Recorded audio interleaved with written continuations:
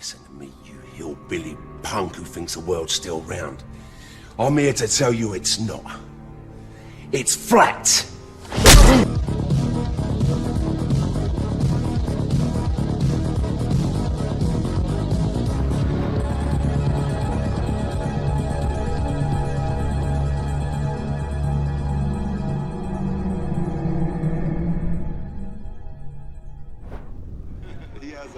He's an interesting guy, man, and, you know, he believes it, so. Kyrie, the earth is flat, right? Yeah. Yeah. Yeah. So, whatever. The earth is flat. That's news. That's news. Here we go.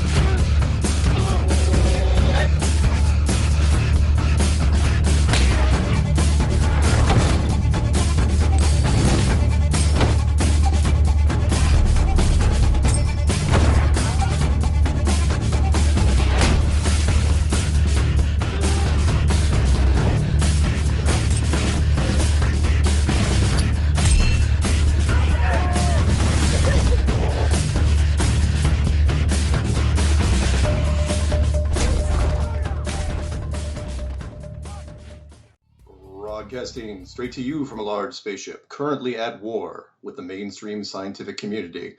Hello, everyone, and welcome to Strange World, where the truth is often stranger than fiction. I'm your host, Mark Sargent, the creator of Flat Earth Clues, which propose that all of us are living inside a Truman Show enclosed structure thousands of miles wide. Check it out at enclosedworld.com or just Google Flat Earth Clues. If you can't find it, you're not very good at the internet. For those of you listening to this on YouTube and you want to hear the show live as it happens, please go to Truth Frequency Radio for the latest schedule. Currently, the show is on Tuesday nights at 7 Pacific, 10 Eastern. And if it is not December 19th, 2017, you're listening to a rerun. And this is about as far as I got last week before my system just collapsed on me. And I'd like to explain that real quick. There was a conflict with Blue microphones and Windows 10, of all things. So go figure. And the more I talked, the higher the chance of a crash was going to occur. You're probably thinking, Mark, you've been using Blue microphones for quite a while. And I was like, yes, but I just recently got a new microphone from Shure, S-H-U-R-E. It was a gift from one of my listeners. And that microphone reminded my computer that there was a conflict. I know, computers are funny that way, but that's right. No worries. If you guys are looking for something to do this spring, you happen to be in London, check out Flat Earth Convention UK. Go to flatearthconventionuk.co.uk. It's going to be April 27th, 28th, and 29th. The Mark Sargent Flat Earth Challenge is in effect, and that supersedes and gets rid of all the other challenges up until now, meaning the Jeffrey Grubb Challenge and the Big Money Challenge. It is my challenge, and I will read it to you. It's very short. This is my personal declaration of war from Flat Earth against mainstream science. I, Mark Sargent, hereby put forth a challenge to any university, foreign or domestic, to debate or discuss the Flat Earth reality. The short version is this. You fly me in, take care of my hotel, and I'll face down any scientific body you put against me. My only debate requirement is that you have someone with a master's degree in a physical science either participating in or supervising the event. Accept this challenge and you'll be treated with respect. If not, then you're just cowards hiding behind empty equations. Subject matter experts are always wanted. You can email me at msargent23@comcast.net. That's msargent23@comcast.net. Who have we had so far? We've had a United States Navy missile instructor, a United States Air Force navigator, a Marine Corps sniper instructor, a Navy submarine chief, an Army artillery radar operator, an Australian intelligence officer, American flight instructor, industrial engineer specializing in valves and seals, a career surveyor of 32 years, an international shipping expert, a corporate travel agent, an air traffic controller, United States Army master gunner, aviation and ground training combat expert, USDA surveyor of 27 years, a 32nd degree Mason, an etheric science researcher, commercial airline captain, a commercial airline co-pilot, an industrial vacuum expert, and we even had a merchant marine in there for good measure. Check out those shows. You can just go to testimony shows, go into YouTube, type in testimony shows, Flat Earth, and you will find a list of all those people we have interviewed so far. If you would like to refute them or just pile on, please contact me at my email address, or you can leave me a phone message at 303-494-6631. And I will get back to you, and maybe we can get you on the show, because I'd love to have a subject matter expert on the show. But tonight, we're going to keep churning through emails, because Lord knows I've got a lot of them. In fact, I've been increasing my email shows as of late. So let's get right to it, shall we? And I will swear I will keep an eye on the clock, and I will keep an eye on my status, and hopefully everything goes fine with this wonderful Shure microphone. I'm not going to endorse it yet, though, because I haven't crashed. Although I have done 2 email shows with it, it hasn't crashed yet. So anyway, this first email is called Flat Earth Balloon in Antarctica. Mark, I saw media of you at the Flat Earth Conference. I need your advice regarding a cool project. I want to design an experiment that has not been done before. I want to send up a high-altitude balloon in Antarctica with lenses provably visibly fair and live video download, and I want to see the shape of the planet and maybe the ice wall, smiley face. I have looked for weeks. No experiment with these parameters has been done. How do I get the word out? I want to gather a group of people to help me design experiments, plan out the mission and payload, and work out all the logistics. My Flat Earth Balloon Facebook page, and he links that there, and he says, I wish I still lived in Fremont, Colorado. Then I would just ask you tomorrow at coffee. Tom, well, okay, 2 things. One, I'm not in Colorado. I'm up in Seattle, Washington. I was living in Colorado for 20 years, but I'm back up in the Northwest for the foreseeable future. And as far as your experiment goes, you know who I'd contact? I would contact FE Corps, which I know it doesn't officially stand for Flat Earth Corps. It stands for Field Engineers Corps. But I would contact those guys. In fact, the best way is to probably go through Globebusters. Use the contact info under the About section in YouTube for Globebusters or Jeranism. One of those, you'll get there. One of those 2 ways, and tell them about your project, and maybe they can help you. This next one is called Connect Attempt. Hello, Mark. Just a flat earther trying to communicate with you, affirming that I am fully persuaded that the Earth is indeed flat. Maybe it's even is somewhat hollow, but we'll let that issue take on more research. Anyway, just a short hello to see if you are still willing to communicate. I tried your phone number. It is listed as no longer in service. So if you have a few moments to spare, I have a few things to share. And no, I'm not a troll. That's from Walter out of Tucson, Arizona. And he actually put USA at the end of that because the Arizona in Europe or Africa, I don't know. A couple things on that one. First off, my phone number has not changed. So 303-494-6631. Don't call it now, or it's just going to go to voicemail. But that number works. That number has not changed in over 20 years. So I don't know if he's misdialing. The 720-897-6111 number may ring busy, and that's because that's going through internet provider through this machine, and that one is turned off for the time being. So I'm not, in fact, you can't leave a message on that machine right now. But you can definitely leave one on my phone number, and of course you can always email me, and his email got through, so he got part of it right. He probably just wrote the number down wrong, though. No worries. It happens. Next one is called Flat Earth Experience, and it is churning. Okay. Dear Mark, I am taking a chance in contacting you. I'm well aware of how others view people who believe the Flat Earth concepts. I am an initiate and spiritual operator developed by some very powerful people. I also sometimes see future events. I have a host of potentials I've yet to understand. To get to the point, I had an experience many years ago that has followed me for decades. I saw the Earth from space with the help of an apparent celestial. I saw it, Mark. I am an author as well as a singer-songwriter. I was so blown away over seeing this at the time, I wrote, produced, and sang the song I've attached. I've not downloaded this song. I would love to talk with you. This matter never leaves me. I think something important may be about to happen. They told me the revelations would come slowly years ago. That was over 30 years ago. I can be reached at his phone number. Remember, I really saw this. I'll take a polygraph if you like. Sincerely, Philip Mitchell. Awesome, Philip. And you know what? I will listen to your song, and I will send you a thing and find out what you know. And if you know too much, expect the worst, like a drone strike. This one's called Ventura, California. Interesting. Yo, Mark. I don't get a lot of people that start with yo. I just watched the conference. I watched the conference 10 videos.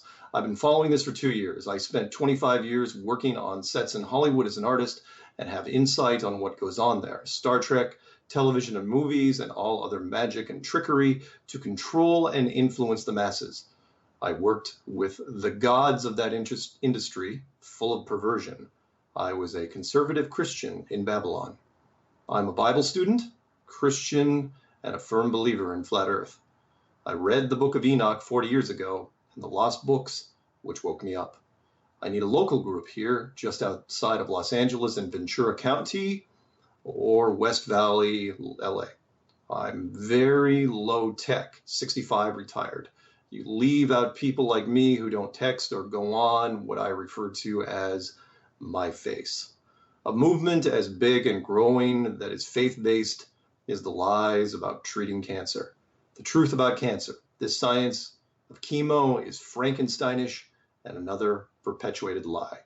And that's from Dennis out in Ventura, California. And yeah, Dennis, if you're listening, there's multiple meetups that are happening out there. In fact, we've done some in Pasadena, Santa Monica. Oh boy, where was the other one? Rancho Cucamonga. So check those out if you get a chance. If you're ever in doubt, just type in Flat Earth Meetup and your state or the closest city to you, and you just work your way out from there. There's meetups happening all over the place, but I will let him know that there are meetups in his area. Definitely, if he's in Ventura. In fact, I was just down there. This one's called Flat Earth License. Hi, Mark. Nathan from London, England. Just saying thank you for hard work and sharing knowledge about Flat Earth. You helped me to get my Flat Earth driving license. Now I can go anywhere I want with the info you shared with me. Thanks again. I am anti-heliocentric and geocentric science. P.S. When you are on top, you're the target. Oh, that's good. When you're on top, you're the target. All champions go through that. Embrace it. It's an elite club. Your friend, Nathan from London, England. Thank you, Nathan. That's very much appreciated. Moving on. This one's called Flat Earth. Hi, Mark. You do a very good work with this. I'm from Romania and just written you just to know we are on the same page with the subjects. Flat Earth, reptilian personages, or other subjects, what you expose. If you want to do something and you need help in editing or working in this, let me know. Best regards and admiration for your work. Jason Alexander out of Romania. Thank you, Jason. Very cool. This one's called Flat Earth Friend. Mark, I noticed only recently that you were using the number 23 in your email address. According to my gematria word list, that number means death. But what's your history with the number? Noticed you wearing a number 68 shirt. That stands for Victorious Disciples. Knowing that you have professed Christianity, just wondering if you've come across gematria, which word meaning stands for geometry. Out of contact for a long, long time, Gary Smith. Okay, two things. First off, my email address is msargent23@comcast.net. That email address, which I've had for 20 something years, I literally got it. It was the first email address that I acquired when I was out in Colorado, when I moved from Seattle to Colorado back in 95, back in the day. I won the tournament in 94, went out in 95, or the end of 94, beginning of 95. And Comcast gave it to me. It was just random because I just wanted M. Sargent, Mark Sargent at Comcast.net. And apparently there were 22 M. Sargents chosen, which shouldn't surprise anybody because remember, M. Sargent also could be abbreviated for like military sergeant. Military always uses the M in front of just about everything. And so they chose it for me completely randomly. I didn't know anything back in 95. I didn't know anything about gematria. I didn't know about the Jim Carrey movie 23. I didn't know anything about 23 popping up in all these different places. So it was literally assigned to me by Comcast. I did not request it. I just wanted a variation of M. Sargent, and that's what they gave me. So sorry. That's just the way it turned out. As far as 68, that's the year I was born. I know, I'm old, right? 49, going on 50. It's not too far off. It's going to be in 2018. And yeah, 68. Sorry, it's just the year I was born. And that was the shirt that was custom made for me by some fantastic listeners out of New York. So that's what the two things means. I'm not really into gematria, so I don't really follow the numbers too much. In fact, the only number thing that's ever stuck with me, my favorite number is 333, always has been. But there's nothing sinister about it. I like it because it's a redundancy thing. I like, it's kind of a military way of thinking, as a matter of fact. It's like you have a primary, a backup, and then a third one just in case. And so 3 threes is, you have a 3 and then another 3 and then a third 3 just in case. That's kind of my thing. Only later did I find out that Nikola Tesla had an obsession with the number 3 to the point where he would not stay in a hotel room unless the number of the hotel room on the door was divisible by 3. Of course, he had a lot of other weird things that he was known for. But I thought that was really, really interesting. That he would not stay in a hotel room. You wonder what else he would apply that to. Would he not like take a bus unless that number of the side of the bus was divisible by 3? Whatever. The guy was a 3 fiend.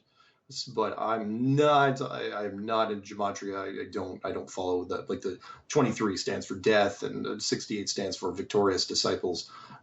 I didn't follow it. So sorry guys. Nothing sinister there. Moving on.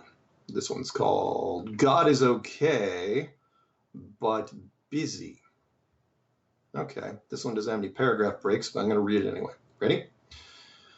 Mark, thanks for the 2-hour YouTube video that you created. I'm about to watch the last segment of it now, but thought best to get this off my chest first. Because of my friend God, I'm letting you know that it may well be me that blows the whistle on this for God's sake.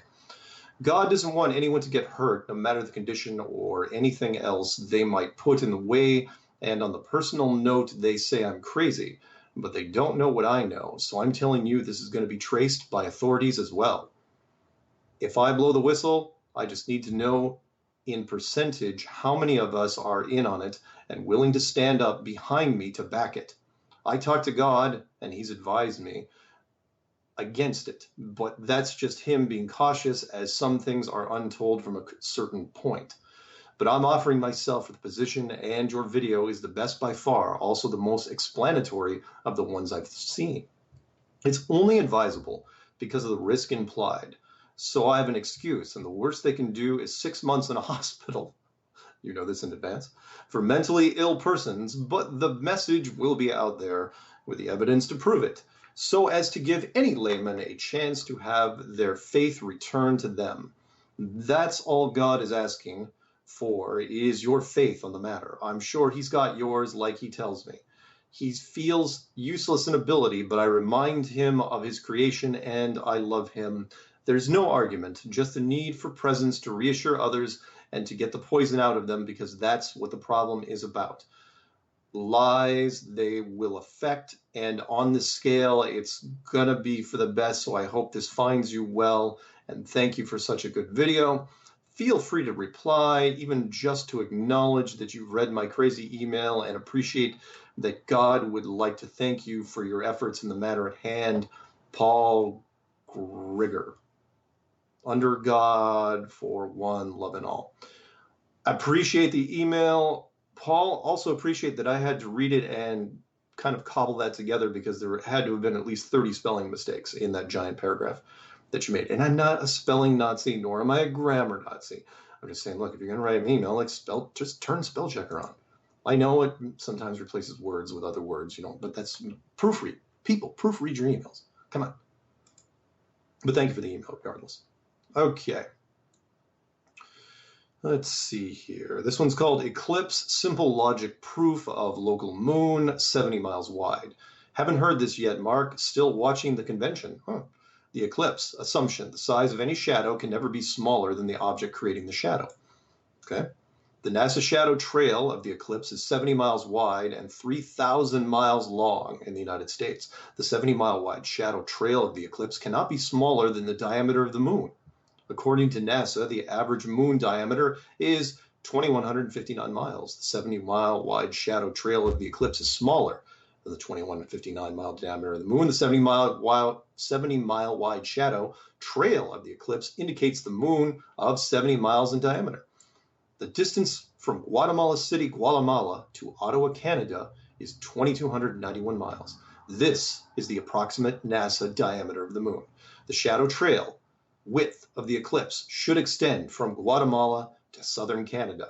The shadow trail width of the eclipse should be as wide as the entire continental United States and continental Mexico.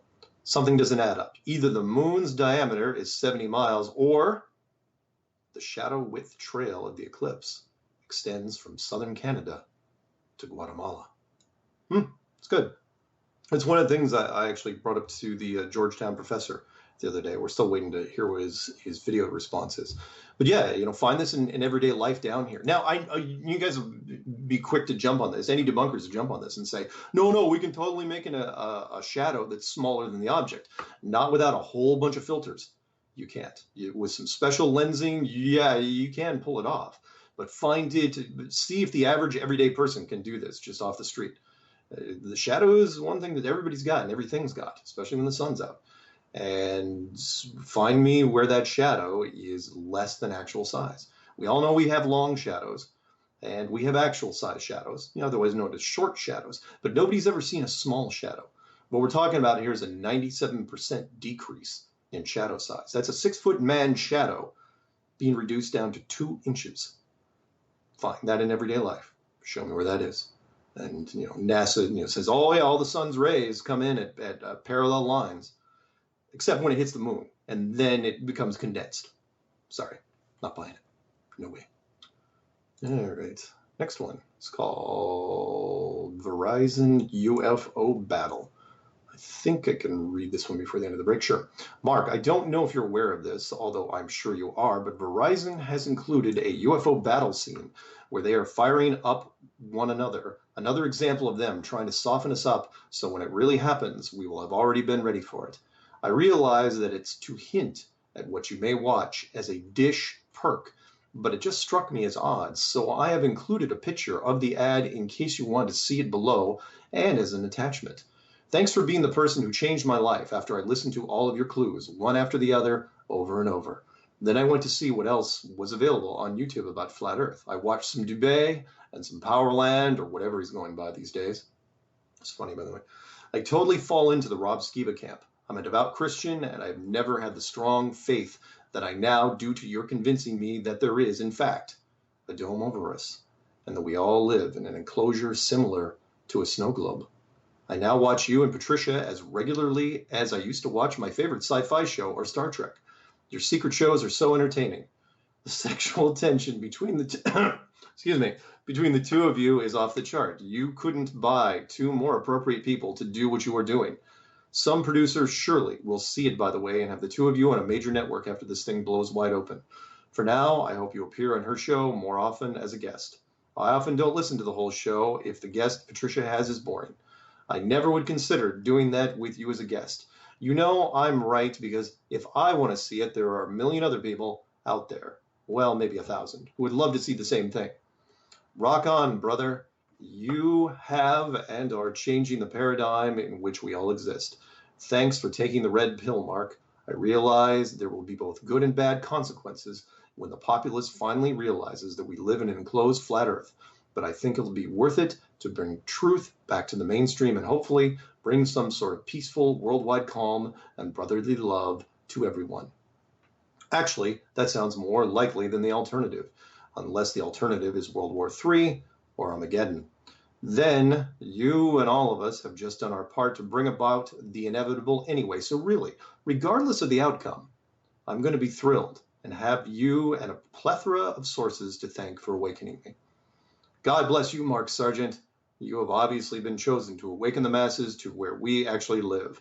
May he bless you in whatever ways you want and need it, as you are truly a blessing. I only follow and listen to a select number of people because a large number of them either fall into a category of introductory flat Earth, which I don't need, or they are total idiots, like, say, FEA. At first, I thought he was going to do some good. Not anymore.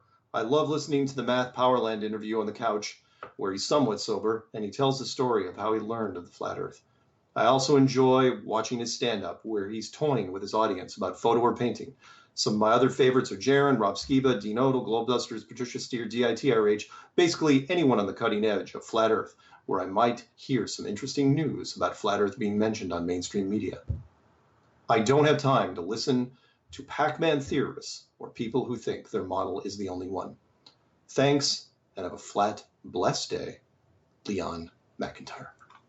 Awesome, Leon. And I'm sorry it took me so long to read this email. And thank you for all those wonderful words. I will take a compliment from time to time. We have about 45 seconds to the break. I think we can get out one more quick one. Hey, this was called Hey Mark. Hey, I'm Mark. I just listened to a couple of videos where you were on radio shows. One with Russell Brand, who can't stop talking crap, and another where you were in a brief debate on radio. Firstly, great. You are convicted in your thoughts and would love to hear how you view the Foucault pendulum. I would be very grateful if you have a minute to reply. Kindest regards, Roddy from UK. Yeah, Foucault, I'm not that concerned with right now. In fact, I probably should have answered that a little better when I was on an interview. The reason is because it can't really be explained too well to anybody about anything. Try to explain a Foucault pendulum to somebody in 60 minutes and try to explain why that proves a spherical Earth. Tough to do. Anyway, we'll see you guys in a few minutes.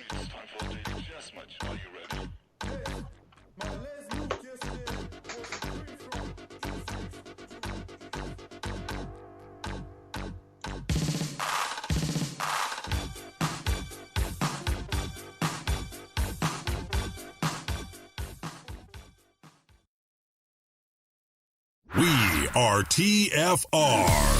My faith in destiny is all I need to prevail. Truth Frequency Radio.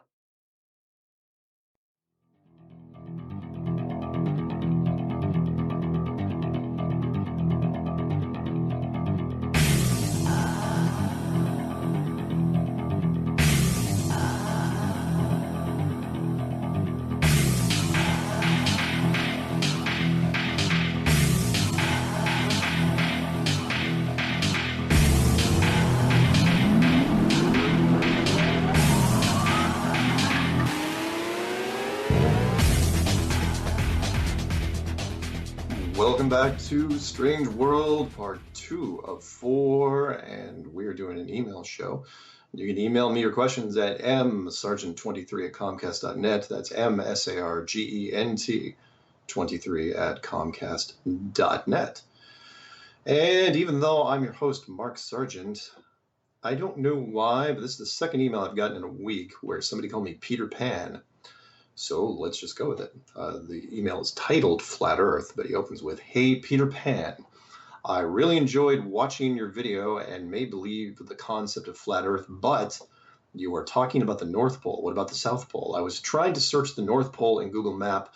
It did not give me the correct location, but when I search the South Pole, the compass will turn the exact point. Try it for yourself. I know I am not so smart like you to comment, but I believe the entire history or the facts we know now is entirely false. Can you please tell me how and when the world changed to believe the religion views on the map, or now these top agents playing the fool of the people? I need to get a point that there is a lot, many things that so-called, English is not his first language, so-called government is hiding the entire history, and it is not that it is actually. And I tried contacting you, but I don't know the ISD code. I'm in India, and my number is a whole bunch of numbers. You can use the number for any message service like WhatsApp, WeChat, or you mail me to install. I will do it and keep in touch with you. Yes, because I'm going to let you install something on my machine. And that's from RJ Jivan out of India. And I don't know what the exact question here is. When did the world become a globe? Well, as best I can tell, the Copernican model was introduced in the late 1400s, early 1500s, mostly. I think it was the early 1500s, although they say that Columbus was trying to prove it. He wasn't. He was just trying to look for a money route. Anyway, let's not get into it too much. Let's move on to the next one. I didn't like that email very much. This one's called Balloon Hits the Dome. Hey, Mark, just curious if you've seen this YouTube video of a balloon said to be hitting the dome. And that's from Clint, the Saskatoon Canadian guy. And it's not on YouTube. It's called knowyourviral.com, Balloon Hits Dome of the Flat Earth. No balloon's going to be hitting the dome. Not that I know of, anyway. I've never even heard of such a thing. Rockets, maybe, but not a balloon. Interesting, though. I might take a look at that later. This one's called A Fellow Washingtonian Believing in an Enclosed World. Please do not read my personal info on the air, but you are welcome to read the letter below. Okay. Hi, Mark. I recently came across the Flat Earth model this past summer while doing more research regarding the blatant NASA fraud with the ISS, Apollo, and Mars mission. I must say that I laughed at the idea when I first saw the video titled Flat Earth on YouTube, but I was intrigued as I enjoy researching conspiracies, so I clicked on the video to see what crazy proof they had. I think it may have been one of ODD TV's videos. Anyway, I was intrigued to watch a few other videos from different folks, but shrugged off the theory until about 2 months ago when I decided I would try and debunk it. The more research I did to debunk the flat earth, the more evidence I came upon, and down the rabbit hole I went. In these last 2 months, I ran across your channel and have been listening to the Strange World episodes. I have really enjoyed the show, including your other videos, and I also appreciate your attitude and openness on the subject as to not be judgmental and open to many theories and ideas. I am also a native Northwesterner and grew up near Arlington. Across the island from you. Yep, on the north end of the island. If you go due east, you'll run into Arlington. That's true. As a semi-professional photographer with over 30 years of experience, I thought I would start with the most logical thing I can do, and that is photograph objects that we are not supposed to see due to the Earth's curve. Since we have large bodies of water in the Puget Sound, I thought I would use my high-end gear to prove to this. Although the weather has turned to crap, as it usually does in November and December here in Washington, I'm looking at trying to prove it's flat from North Whidbey, possibly Deception Pass Park Beach, looking southeast to the Dungeness Lighthouse on the peninsula. That's a distance of 25 miles, and we would have a drop of nearly 320 feet, with an eye height of 6 foot, and a lighthouse should not be visible. The other possible object to shoot from that same location is the Trial Islands near Victoria at almost 30 miles. Obviously, there will be the potential for refraction, but I still think that neither of these objects should be visible on a curved Earth model. Would love to chat sometime, and if interested, it would be fun to have you along for the photography test. I'll even bring cookies, winky face. Thanks for all your information and the hard work you have put in on the subject so others like myself can be better informed. Best regards, Chris. Please send me a copy of your survival guide. And no, I didn't send his last name, so I don't know if his real name is Chris, but that's what he said. Hopefully I sent a copy of the survival guide. If I didn't, I will definitely do so soon. This one's called No Subject. Hi, Mark. My name is, Svetlozar. Svetlozar? Svetlozar. I watched your videos in YouTube about the flat earth. I would like to talk about that more, if not bother you, of course. I really think something is happening in the Antarctic, but don't think it's connected with flat Earth. I am trying to collect as much as I can, more evidence, what's really happening there through all those years. If you can send me more information to read or say, your opinion about it will be great. Sorry I bother you, but like that, I hate to leave in lies. L-E-I-S, I think you meant lies. Thank you for your time. And no, I wasn't going to use my Soviet accent for that, even though I wanted to. And that's from Svetlio Zelev, Z-H-E-L-E-V. Cool. Wait, what was this question? I'm trying to collect more. Something's happening in Antarctica and he doesn't know what it is. All right. Anyway, let's kill that one. Moving on. This one's called Flat Earth Didn't Finish Message from Josh. Hello, Mark, again. Sorry for the incomplete email previous to this one. I honestly didn't remember the first one. I've recently come interested in the whole flat Earth theory and came across your video on YouTube. Any idea where I can find some more information on the subject? Thanks, Josh. And yes, by this time he would know. If you want more information on flat Earth, all you have to do is go into Google and type in flat Earth clues, or just go into YouTube and type in flat Earth and sort by whatever you want to sort by. There's a ton of content out there now by some great channels. Don't just look at my stuff. But the bigger thing here is do not take anybody's word at face value. Do your own research, ask questions, try to figure it out for yourself, because it's really just a seed that we put in your mind.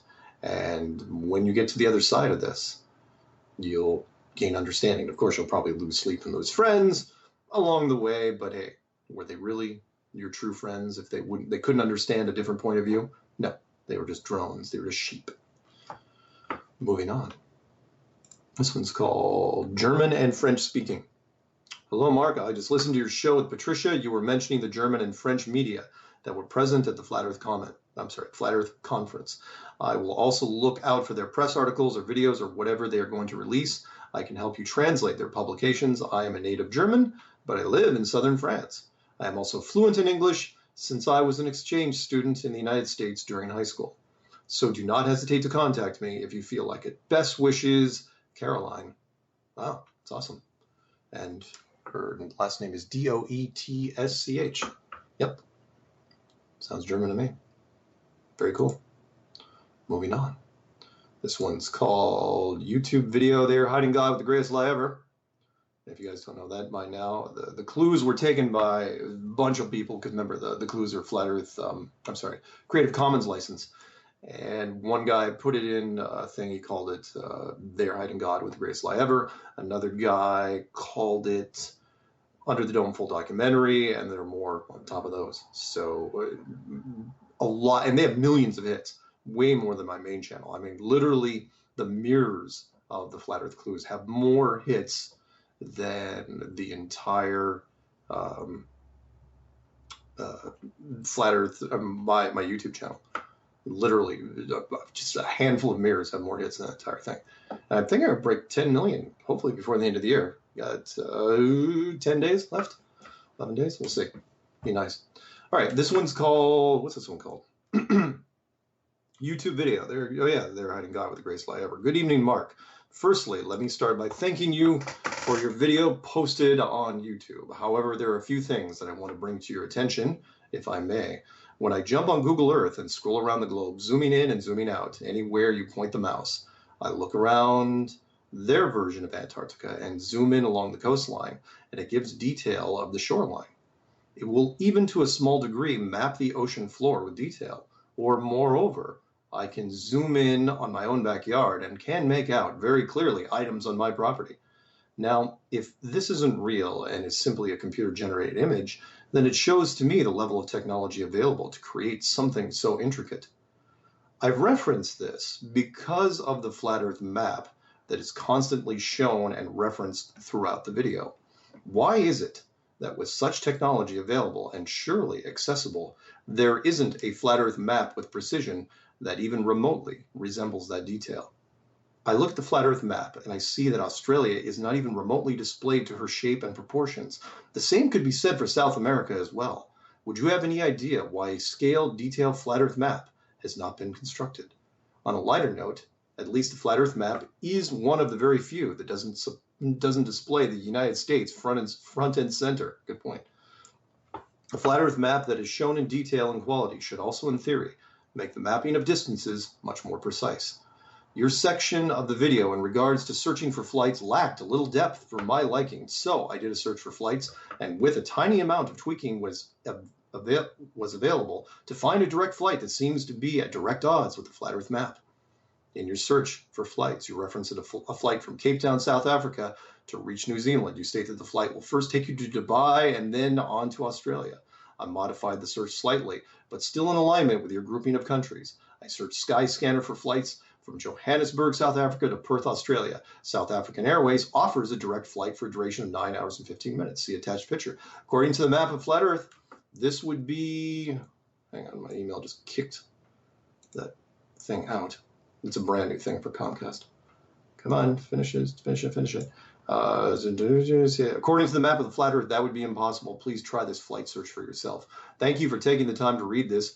These are just queries I had from watching your very informative video. Kind regards, Carl Smallmod. Cool, Carl.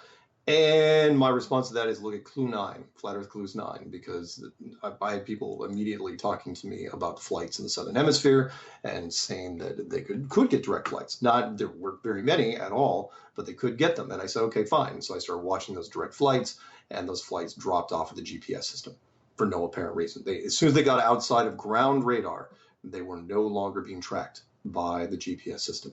So the flight may exist, but the route cannot be confirmed. That's my answer. And has been now for a couple of years. This one's called Earth Wind Map. Hey, Mark, do you know that the Earth Wind Map site has removed the AE map? The link is still there, but the map doesn't change. It stays on the globe. I always tell people to check out that site and look at the wind patterns on the globe and then on the AE map and then ask them which makes more sense. Now the AE map is gone. Thanks to the clues, I've done my research and now I'm awake. And that's from Jamie. Very welcome, Jamie. That's really, really cool.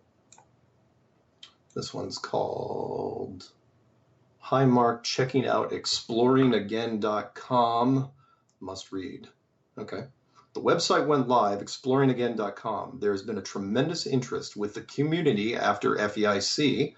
Let me know your thoughts and if you can share the site with the community. Okay, exploringagain.com. I would be happy to talk further. This site is for your use. This site is for the community.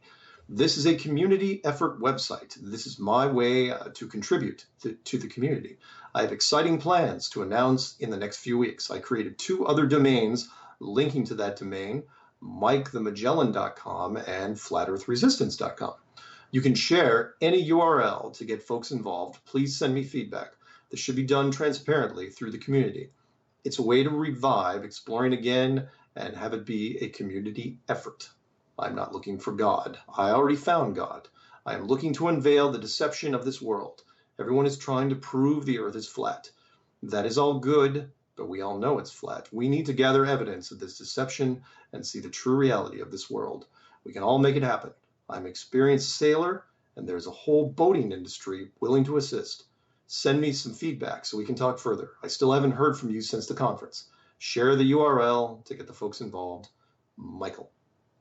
All right, Michael, I will try. I've been really busy, but I will try to get back to you. Moving on. This one's called Survival Guide. Bet you I know what this one's about. Hey, I know you. That's what you said to me at the conference. Hi, Mark. Let me say I'm honored to have been mistakenly identified by you. You made my day. You were a very generous person, and I want to say thanks for all you do. Please send me the survival guide. Thanks a million, James.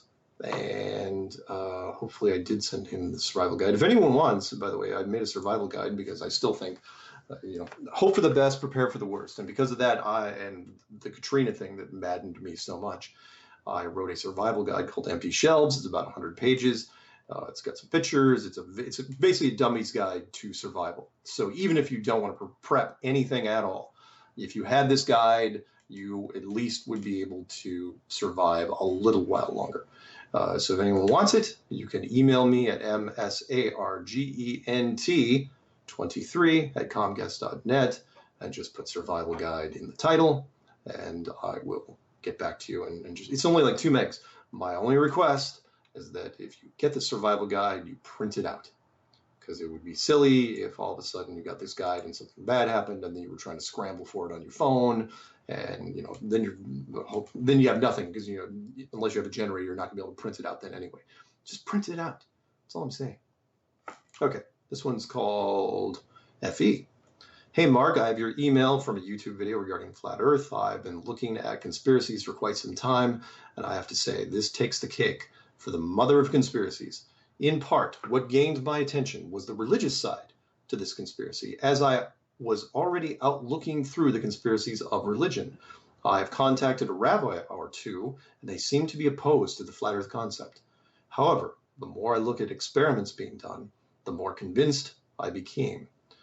My dilemma, it seems, most of the adopters of this concept seem to be Christian. Or, boy, stupid email system, hang on. Keeps kicking back to the main list. No worries, I'll fix it eventually. Let's see, leads me to become Christian as where I have left Christianity for Judaism. Okay, so he's Jewish. So I am sort of at a stalemate and chose to oppose the Orthodox beliefs on this subject. Anyway, I'm not trying to find a new religion or reach people through religion. I mean, I can't teach what I don't know. I live in Canada near Toronto. I don't drive, and a lack of imagination, so basically not going to be much use to further solidify the concept. I do, however, want to get involved because I came across a disturbing verse. And the verse is Jeremiah 31:36. So said the Lord, if the heavens above will be measured and the foundations of the earth below will be fathomed, I too will reject all the seed of Israel because of all they did, says the Lord. As one like myself approaches this, I may need to take into consideration such things. Perhaps this is why such a large budget goes into agencies such as NASA, as they attempt to measure the heavens. I'm not going to run out and buy a P900 or sharks with laser beams. Oh, I see what he did there. But if you're ever in Canada around the Golden Horseshoe or know of an experiment going to take place in the area, I can help out, or at least I'd like to be present to witness something firsthand. I'm not very skeptical of the subject of Flat Earth, more so the motivation behind it. When people use evidence, such as the Egyptians or Mayans believed in Flat Earth, these people also worshipped foreign gods in relation to Israel. This has definitely got the gears in my head moving, though. Oh, one more thing. I hear Job 38 used a lot for describing the world. I don't know if you read it, but it actually speaks of a place of snow and hail reserved for the time of trouble and war. Just thought that was interesting, as there are many nations preserving this land, Antarctica. Hey, great videos. Keep up the good work. I've watched about 5 hours so far of the international conference, and that's what exactly is giving me the motivation to introduce myself. After seeing others do it, and maybe I can get involved. That's from Justin. This one's called, I think we do 2 more before the break. This one's called Gravity in Space. Hi, Mark. I have a question that you might be able to answer. Why doesn't gravity work in space and on the ISS? Basically, we were told that the reason why the planet's Earth revolves around, orbits the sun, is that the gravity of the sun keeps them in their orbit. If the sun's gravity is strong enough to keep the Earth in orbit, why is it not strong enough to pull the ISS or other small objects, such as satellites, towards the sun? Or keep the astronauts on the floor of the ISS? Or, if the Earth's gravity is strong enough to keep the moon in orbit, and that the moon is many times heavier than the ISS, why doesn't the Earth's gravity draw the smaller objects towards it? Or, if the moon's gravity is strong enough to affect the Earth's ocean tides, then why is the water on the ISS not affected by the moon's gravity? Good. Thanks, Andrew. Good questions. Excellent questions. Gravity in space.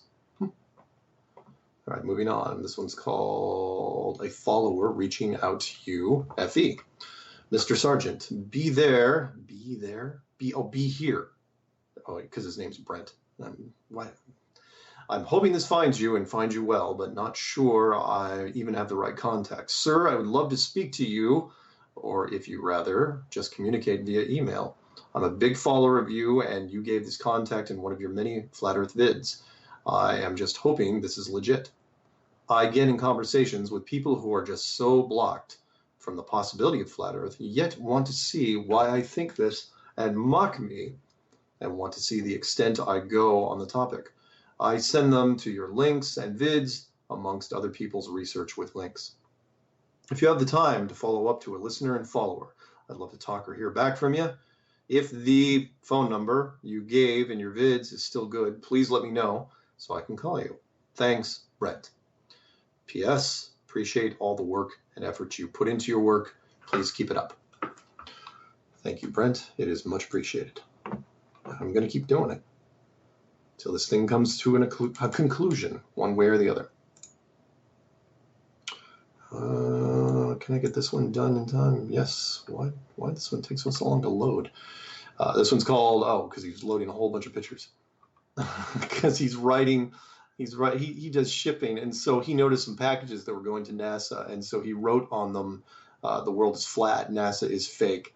We know it's flat. So all these things that were going to be shipped to NASA, he took a Sharpie and he wrote on the outside of the box all these flat messages. He goes, "Hey, Mark, it's me. My coworker saw a NASA load going out, so we thought we would send them a message." It's kind of like writing a note on a bomb or on a shell, a bomb that's being dropped, which was very common in World War II and Vietnam.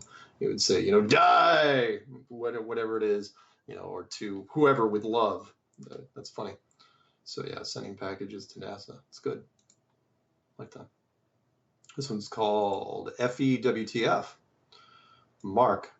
It took 12 years before I actually took a hard look at the Flat Earth. A couple of months ago, I was reading or watching a video on the Flat Earth, and it hit me. I got that feeling in the pit of my stomach and thought to myself, oh crap, it's real. Over the years, as I was researching, as I do frequently occasionally, I would come across something on Flat Earth and would read a little maybe, and most of the time just move on to something else, thinking this is just way too over the top. However, there was always something about it I didn't know, but I intuitively knew there was something to it. I would like to get your feedback on a few points. Okay, let's assume that Byrd found the edge, and shortly after the United States and the Soviet Union started with the aerial nuke tests. Obviously, they didn't buy into the water above the firmament. Why would they want to punch holes in the dome and drown us all? So they were trying to punch a hole in the Van Allen radiation belts. And so, if so, to what end? What were Kerry, Buzz Aldrin, and the Russian Pope doing in Antarctica this year? Do you have any new information on what's going down there? No, I don't. No new information. You know about as much as I do. Did you see what happened in Saudi Arabia? Do you know anything about the Ark of Gabriel? Yes, I do. Well, again, what was reported. So if you guys want to know about that, type in the Ark of Gabriel. You'll watch some interesting videos. How much battery power do you think a durable drone would need to make an extended flight with a video stream back to the United States towards the South Pole or whatever is down there? Yeah, it's never going to happen. You are never going to get a drone down to Antarctica. In fact, they put in a special law at the end of 2016 that severely restricts drones, just for that reason. And he goes, possibly if adapted with solar panels. Yeah, it's not going to happen. If we could get it close to the wall or a small vessel and then launch from there, maybe a dirigible type of drone. Again, don't waste your money. When I came across the ancient Chinese map that was found in a Japanese temple, again, my intuition kicked in. I've been working on developing, recognizing, and trusting my intuitive abilities. There is truth in that map. To what extent, of course, I don't know. Do you really think that it is possible to awaken enough people to actually make a difference? Even people like you and me who are now taking the topic seriously. We're already aware that there are many things in our world that are not as they appear. My point is there are those of us who know that something is wrong, and I think we've always known it. Check out this quote, and I'll know you like it. Fortunately, some are born with spiritual immune systems that sooner or later give rejection to the illusory worldview grafted upon them from birth through social conditioning. They begin sensing that something is amiss and start looking for answers. Inner knowledge and anomalous outer experiences show them a side of reality others are oblivious to, and so begins the journey of awakening. Each step of the journey is made by following the heart instead of the crowd, by choosing knowledge over veils of ignorance. That's by Henry Bergeson, 1907. Listen in just a few minutes.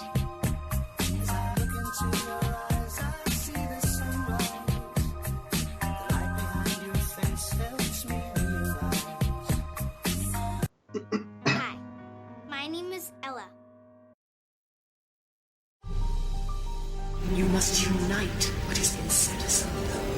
We are TFR. Truth Frequency Radio.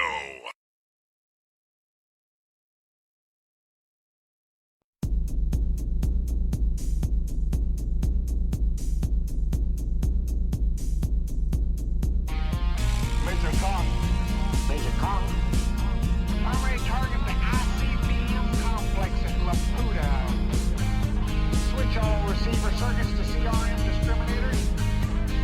What's cooking on the threat board? Nothing. All right, tell you what you better do, old buddy. You're gonna give Elmo and Charlie a flash and bump everything up to condition ready to stand by the floor on the base. Major Kong. Major Kong. Hey, what about Major Kong?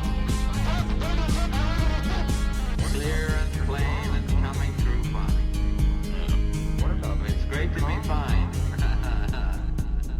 What about Major What's Kong? happened? You see the string in my leg, Scar. What about Major I Kong? never told you. Hey, what about Major Kong? Welcome back to Strange World, part 3 of 4. And what do we got going here? We got emails, and I didn't even finish the last one. I will in a second.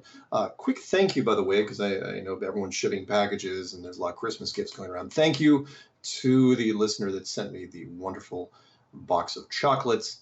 I haven't eaten them yet. I'm saving them for the holidays. But it was very nice to get those, and they have a nice little flat earth thing on the outside of it, so that was really nice. Let's see here. Should I do? No, I'm not going to do that. Remember, if you want to email your questions to me, just email msargent23@comcast.net. That's msargent23@comcast.net. And if you're a subject matter expert, we'd love to talk to you. And if you don't want to talk to me, or if you don't want to email me directly, you just want to call me, you can go 303-494-6631. So, and my Mark Sargent Flat Earth Challenge, let's throw that one more time out there. This is my personal declaration of war from Flat Earth against mainstream science. I, Mark Sargent, hereby put forth a challenge to any university, foreign or domestic, to debate or discuss the Flat Earth reality. The short version is this: you fly me in, take care of my hotel, and I'll face down any scientific body you put against me. My only debate requirement is that you have someone with a master's degree in a physical science either participating in or supervising the event. Accept this challenge, and you'll be treated with respect. If not, then you're just cowards hiding behind empty equations. And by the way, the end of that email where the guy was asking me stuff about sending a drone to Antarctica, he ends it with this: I want to know what is on the other side of the ice wall. We should start organizing and planning how we can do this. Would you be open to begin talking on a regular basis with other like-minded people and see if we can actually do something in our lifetimes that will truly matter? My contact info is below, and I hope to hear back from you, respectively, Robert. And Robert, no, don't worry about Antarctica. That of all the places in the world you can look at, Antarctica is probably the most difficult. So don't focus your efforts on Antarctica. Let other people do it. But I wouldn't recommend to anybody right now, to be honest. Okay, this one's called "Question About Our Earth" from Lori. Hi, Mark. My name. Okay. Hi, Mark. My name is Jewel. I've got to remember that. So you remember when you send me the emails, whatever name is tied to the account that shows up at the top of the email, and sometimes it throws me. So I will read it as is. Hi, my name is Jewel. Like that's a real name. Sounds like a stripper's name. And I would like to know, been watching videos for past 2 years. All right, what country are you from? Because your English is not great. Like the internet, it's endless and crazy stuff that most people have been asleep to for dang 50 years or more. Although dang that's one of our slangs.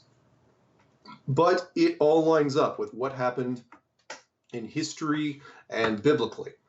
What is your take on this Nibiru coming at us? And biblically and ancient text, I'm like, wow.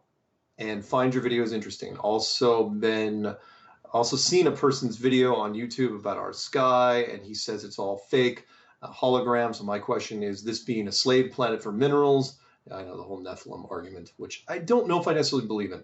And harvesting of souls, what do you think is going to happen with planet Nibiru? No. I was a Nibiru guy. Trust me on this. Nibiru was one of my things, and in fact, I thought it would be in 2011, and then 2012 came by, and 2013. Look, it's 2018 here in a couple weeks. Nibiru. If you see anything in the sky and anybody says anything about Nibiru, do not buy it. It's too little, too late. I'm sorry. The calculations. I can't even believe that Nibiru keeps showing up every year, because it's like, look, if a rogue solar system, if part of our binary star system was going to come in and crash into us, we would have heard about it by now.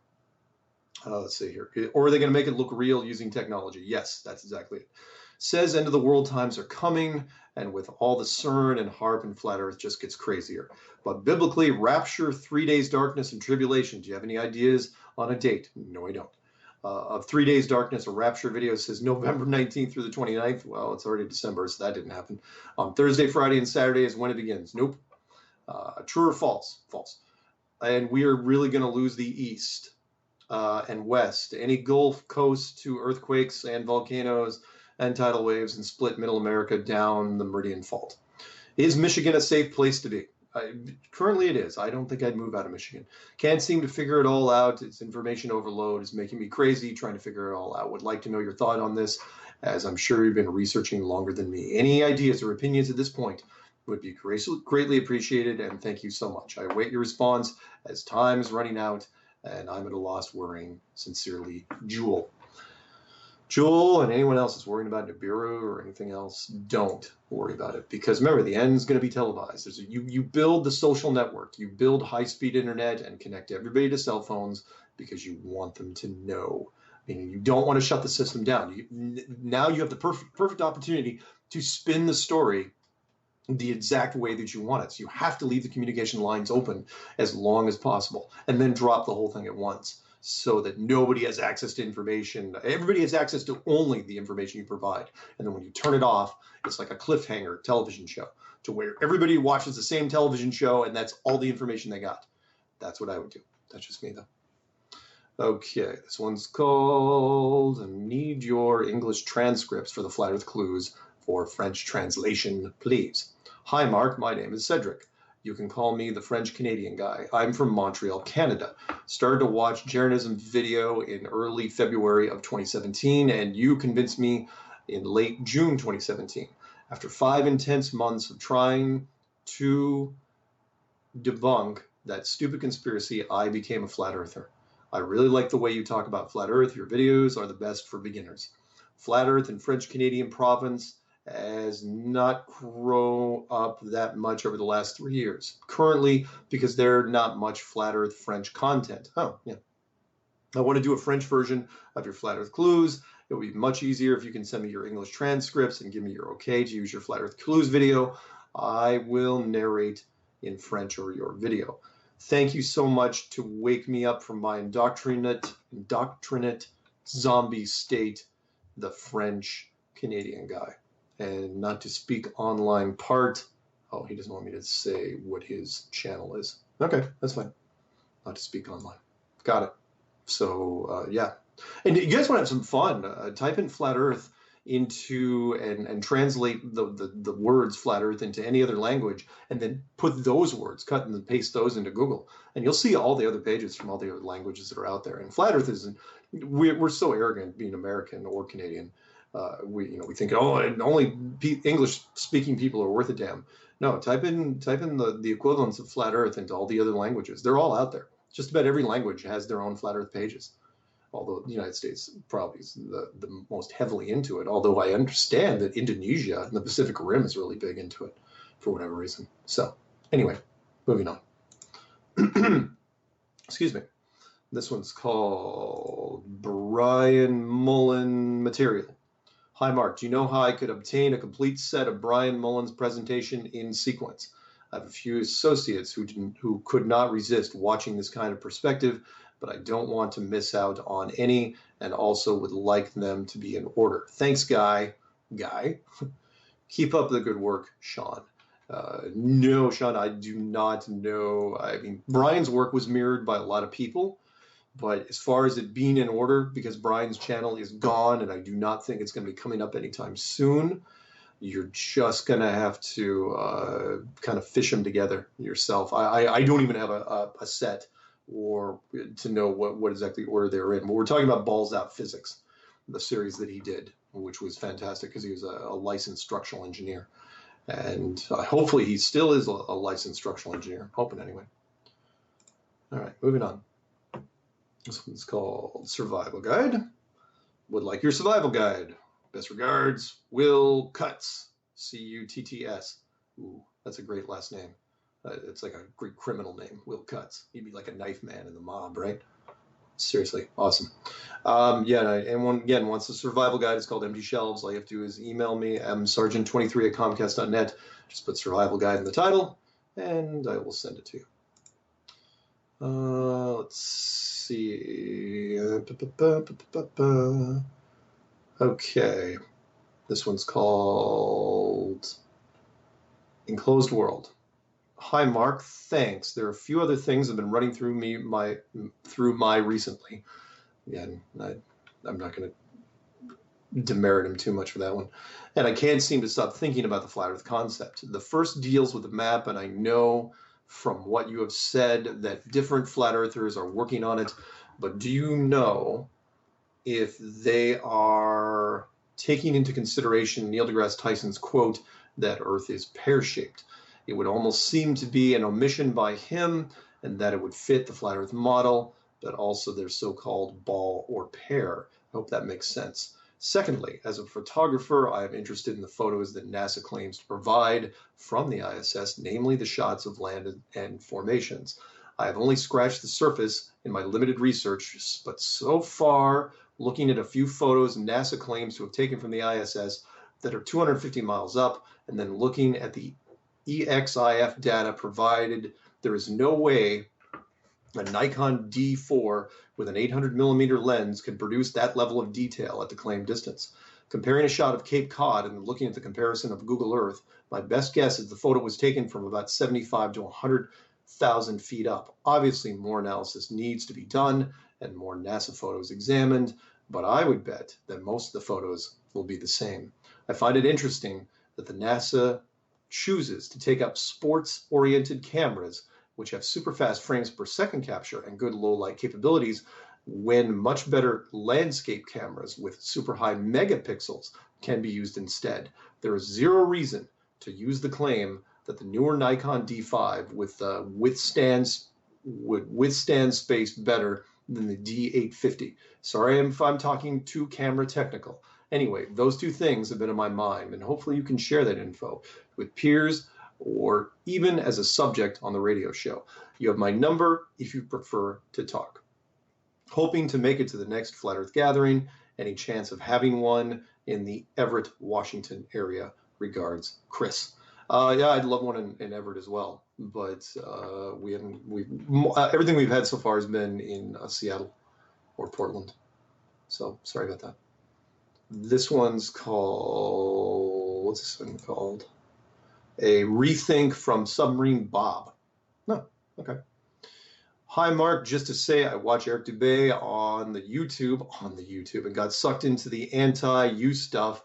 I've now decided it's a crock of crap, and my apologies for going down this road. Just to let you know, I'm back and just wish all the backstabbing would stop. Anyway, I'm now watching your stuff again, and it's the dogs butt crack on mate. Best wishes, Bob. Thank you. He was trying to censor himself, and I don't know what it's. Oh, dog's balls crack, butt crack. I don't know what he was trying to say there. Somebody, I don't use a lot of profanity. I mean, I use some from time to time, but it's usually when I stub my toe. All right, this one's called Great Videos on YouTube. Mark, I would like to thank you for risking your own well-being in efforts to educate and reveal the hidden truth to those that question what we're told to believe by society and our government. I was curious as to what exactly one needs to do and to experience the vaginal vortex and converge into the spiritual world underneath our current plane of existence? Is there some method to learning or developing the ability to astral projection? Also, what do you think the whole alien idea came from, or is it somewhat correct? What origin do they come from? Another question is, what does the NFR and Illuminati plan to do after the New World Order? Nothing. You just create the New World Order, and then that's it. Everything kind of falls into place, kind of like a set of locks. Is there a reason for control, or is there a higher puppeteer that controls all the elite? Well, that's a good question, and I'm not going to answer that here. My life and everything I learned and was taught was a lie and cover for a plan dictated by the elites. Why does no one do anything, knowing this truth? Well, we're trying. And that's from Antos. I don't know how to pronounce his last name. Okay, this one's called Flat Earth. Hey, Mark, how are you? Hope you were doing well. I'm writing to you because I've been following the Flat Earth movement for a while now and been watching your videos in the past. I am from the United Kingdom and have been designing software for about 20 years. I thought something was seriously wrong with the globe Earth model when I was around 10 years old and started asking questions like, how does water stick to a ball? Why don't we fall off the bottom of the globe Earth? And why don't we feel gravity if it exists? But the people around me couldn't give me any real answers.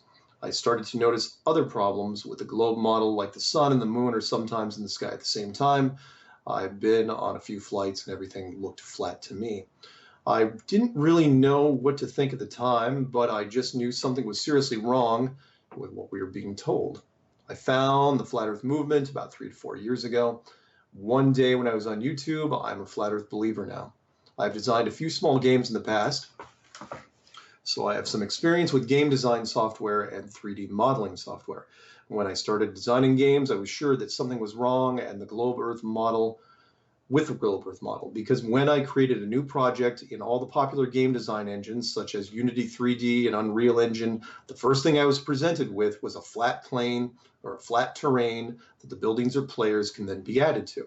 This got me thinking, well, if we're supposed to be living in a ball and the game companies are trying to create games that are realistic as possible, then why aren't the biggest game engines using a ball the size of the Earth, or at least a ball instead of something flat? Maybe the companies designing these games engines already know the truth that the world is flat, and that's why they were just giving us a flat plane. I can answer that right now, and there's no. The game companies don't do anything. I work for game companies. All my friends work for game companies, and no, that's just easier. It's just easier programming to program on a flat plane. It continues with this. I have always been very curious about what would happen if I created the globe and flat Earth model to scale in 3D modeling software and then imported those into a game engine. So that's what I did as an experiment. And the reason I wanted to use a game engine is because I could write code that would allow me to switch between a globe and a flat Earth model and different cameras to get an idea of what these models should look like in the real world. I thought it would help me debunk this whole thing for myself, and that's where I got the idea. Maybe I should make this public. It would help other people out, so that's why I'm emailing it to you. I haven't used any textures, so it just looks like a blue ball and a blue disc for now. But I think that isn't important because we're just trying to see what the curve would look like if it existed. The first camera is positioned on the ground at the top pole of the globe Earth model and in the center of the disc of the flat Earth model. I have also added an option to see what the curve would look like from 7 miles, the heights planes fly at. I've also added an option to see what the curve would look like from 62 miles. This is the Kármán lines, the area where space starts at. This should give us an idea of what we should see if we went somewhere where nothing was obstructing our view.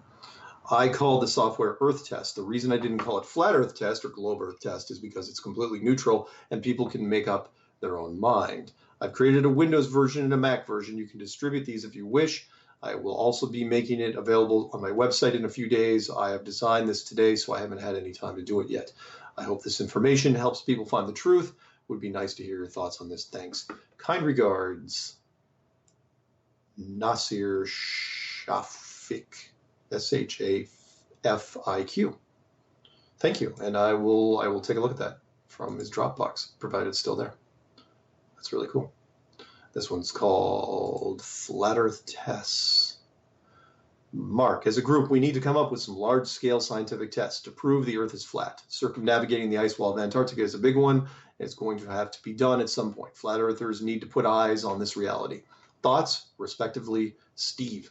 Flat Earth Core is already working on this. Hopefully they've acquired funding by now, and hopefully they're working on experiments. I don't know if they're going to be going to Antarctica, but I know they're going to be working on proving this thing out. This one's called The Big Game. Mark, something you said yesterday just put everything together for me. Do you realize that when all humanity wakes up to the truth, the game is over? All caps. Once all players know they're in the game is over. Done. Should we speed up the end? That's from Yelena. And do we have a choice? Really? I mean, what would you rather do? Just keep people in the illusion? I mean, what fun is that? How interesting is that? Eventually, we were going to figure this out. How you want to delay it a few years, a few decades, your lifetime, your kid's lifetime? How long you want to let this go? We've been doing the globe thing now for 500 years, and let's be honest here. The novelty of human civilization has run its course. We haven't, again, look at Terence McKenna. We haven't come up with anything novel in quite a while. At the very least, 2012. Look at anything in media, anything in the 5 forms of media: 2-dimensional images, 3-dimensional images, music, dance, and literature. Tell me something original we've come up with in 10 years. We haven't. The novelty's run out. We've jumped the shark. And if you know what jump the shark means, you know what we're talking about here. Our civilization has run out of novelty. And that's what Terence McKenna was getting at. He thought, though, that in 2012, when the novelty ran out, that the world would just collapse. And it isn't, although now we're just kind of grinding gears. Okay, we have enough time for a few more. Hopefully my voice will hold out. Sorry, I was doing an email show yesterday, too, so my voice is a little raspier than normal, but I swear I'll get back to 100% here pretty soon. This one's called, what is this one called? Flat Earth. Shocker. Hi, Mark. Ran across your videos a while back. Seen a lot of Mark Sargent bashing going online. I didn't realize you live on Whidbey Island, Washington. I live in Western Washington myself. It's really odd to me that through all my theories and beliefs, I have never once ran into anyone that feels the same. Yet all the people, not just Flat Earth Theory, are online. I have searched for groups across various interests of mine to talk with, potentially meet in person, yet it seems impossible. What I want to know from you, coming from you right now, is what is your motive? World domination. No, my motive is just get the truth out there, which is because I think humanity deserves something better. I think that we're at a crossroads. We're at the beginning of Act 3. Where we have a choice to make. How do you want this thing to play out? How do you want this story to end? Because all stories that have a beginning have an end. Where do you want to take this? You want the golden age kumbaya moment where it's a happy ending, crowd pleaser, popcorn, eating that, or do you want you want the dark ending, the world domination? You want the New World Order ending, where it gets scary and creepy, and a lot of pain and suffering. You pick. Let's see. Sure, you have a theory about that the Earth is flat, which I see truth in what's in front of me, and I can agree with a lot of what you have shared online. But for example, you call Hollywood, and they can call you out, or the other people online, normal citizens or lemmings, can call you out. So who is right and who is wrong? It's not for me to decide. It's for you to decide. I don't know if you have thought about them. Maybe you have. You tell me. But I am a supreme skeptic, so I would like to have a conversation with you and hear what you have to say to this to start. Thanks in advance, J. And he actually hit it to where the only is just the letter J. That's it. Do we have time for one more before the break? Let's try this one. Hi, Mark. This one's called UK. Hi, Mark. Reaching out from Scotland, UK. I've always been fascinated with conspiracy theories and decided to research the flat Earth after seeing a number of road signs which had been spray painted with Research Flat Earth. And as fate would have it, your videos were the first port of call. Your research is fascinating and definitely cemented my beliefs in the flat Earth. I know Rob Skiba joked about you ruining his life, and I can relate in terms of 70% of my spare time is now spent listening to podcasts or watching videos or researching flat Earth. However, I have to thank you for your work Most of it is idiot-proof, which makes it so much easier to explain to people who then research and begin to see the bigger picture. So big props for that man. Keep up the good work. Any recommendations on where to get solid evidence or videos would be much appreciated. And I've also tried looking up online about the UK convention, but for some reason can't see any info. Could you fill me in on the dates, location, etc.? Much obliged, Jamie Robinson from the UK. Okay, first off, the convention. All you have to do is type in Flat Earth Convention UK. It's going to be April 27th, 28th, and 29th in London. So that takes care of that part. As far as more evidence, stuff that you should look at. If you want to, if you're just getting into Flat Earth now, if you just heard this for the first time, or if you have friends that you want to introduce it to, I've created a little playlist. It's a collection of all sorts of different people's works. And it is called the Flat Earth Shortlist for new people. So you can just type it into YouTube or type it into Google, type in the Flat Earth Shortlist, and it'll take you to this playlist.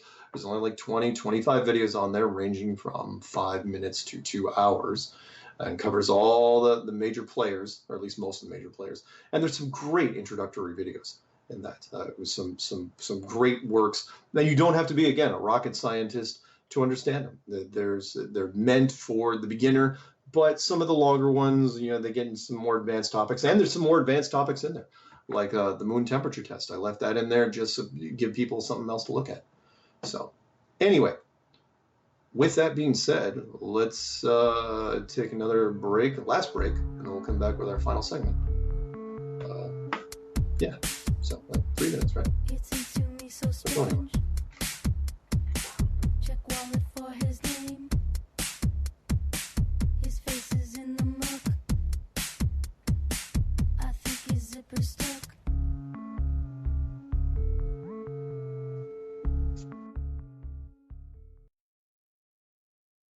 No hate, no hype, no fear. We are TFR Frequency Radio.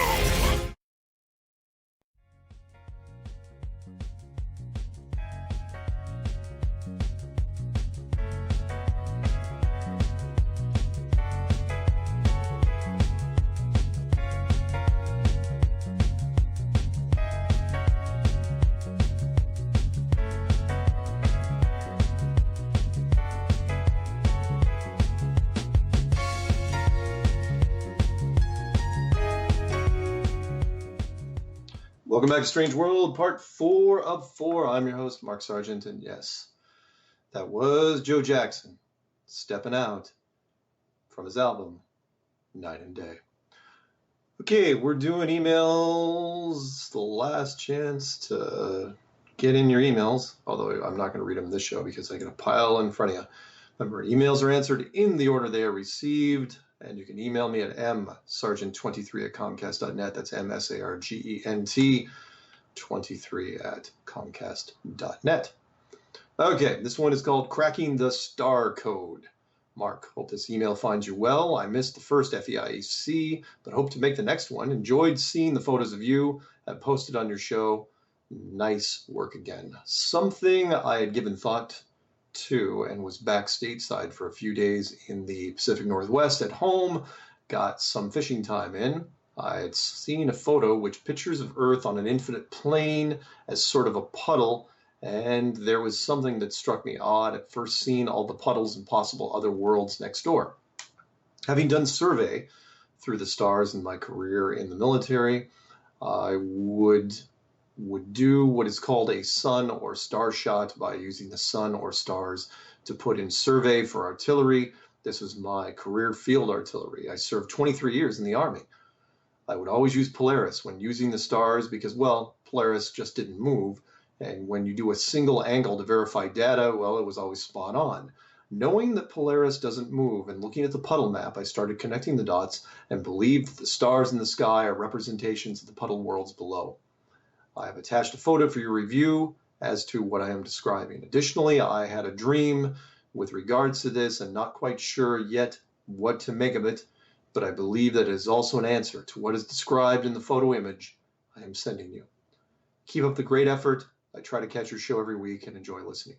Thanks again for helping open my eyes. Best regards, Corey. It's awesome, Corey. Thank you for that. This one's called Solar with ISS. Mark, this hit me hard the other day. I do solar full-time and thought about how difficult this would be in space or how they pulled it off. The solar world is big and no one really hit this. This is my Facebook post below. Please speak about this if you would like. Okay, there we go. Although, you know what, he doesn't have a lot of punctuation. I'm going to see if I can muddle through it anyway. You think the Earth is a joke. Here's my end, since I'm into solar and do it for a living. NASA says they have 262,000 solar cells on the International Space Station. Simple terms is that is 4,300 solar panels, each weighing about 45 pounds. You then have to store storage batteries, inverters, DC converters, then all the mounting needed to attach these panels to the 8 so-called jumbo wings they claim. That's about 50,000 pounds of freight. On a normal solar job, back on the surface of Earth, that is about 3 to 4 big rig loads, fully loaded, coming on a job site. Installation would be about 7 days with about 20 guys, 8 hours a day or more, plus electricians. Skilled solar guys. Solar panels mount one at a time. They all mount the same. You then have all the electrical runs, conduits, let's say if they're used to the ISS and every other breaker and switch possible of a large size. How did it all get up there? How does it work also with no ray of light in space? Remember, NASA tells us space is dark since the sun does not create light unless it hits Earth. Please don't tell me an astronaut or two went out on spacewalks and assembled a massive 1.2 megawatt system. If so, I want them on my team installing on the ground. NASA says they sent the material up to the nose cone, up in the nose cone of the rockets. Seriously, stop. Let's not forget there is no way they built these solar arrays on the ground, since they would not be able to get them off the ground unless you can pack 8 giant Boeing 747 wings with 4,000 pounds attached to the additional weight weight of the steel structure needed to hold the panels in space. Solar people think of a ground mount steel post structure for 4,300 panels. Massive framing with steel and weight, getting it into space, then installing it. Ha! I can't stop laughing. I guess your spacesuit would not be an issue installing solar. Anyway, NASA is a lie, and the head of the snake that does not get talked about.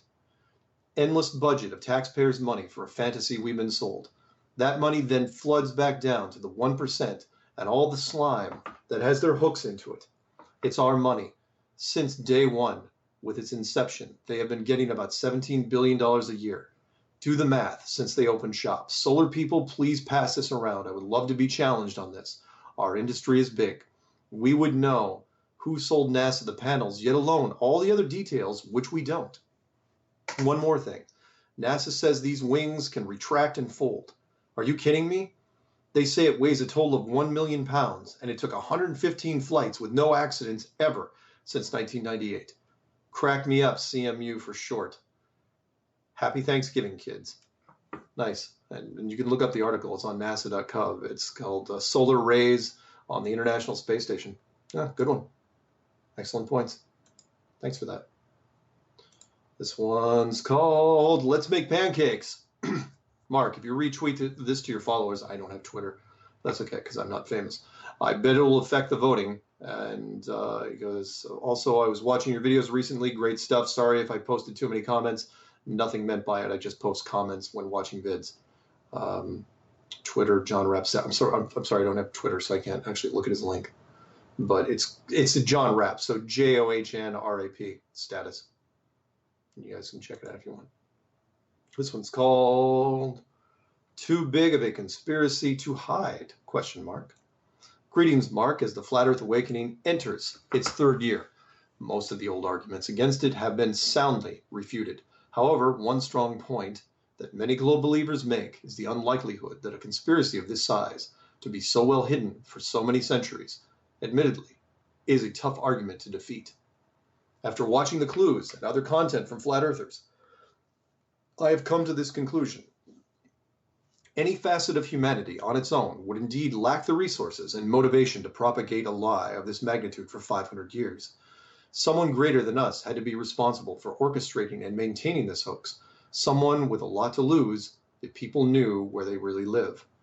In your clues, you speculated perhaps God might have allowed the globe deception to discourage generations of curious explorers from looking for the fence. While that is certainly possible, I think the globe model better serves Satan and his plans to draw men away from God. It is one thing to place the boundaries of our world out of sight and reach, but quite another to deceive everyone as to what our world actually is.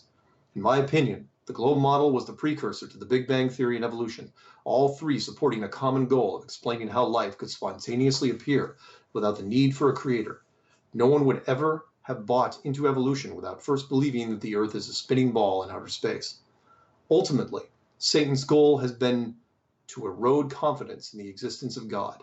The devil has always sought to be the one in charge of this place and all of us. So far, his bag of tricks has fooled most people for millennia. We can only speculate as to how Satan has succeeded in convincing each new generation to accept the globe model.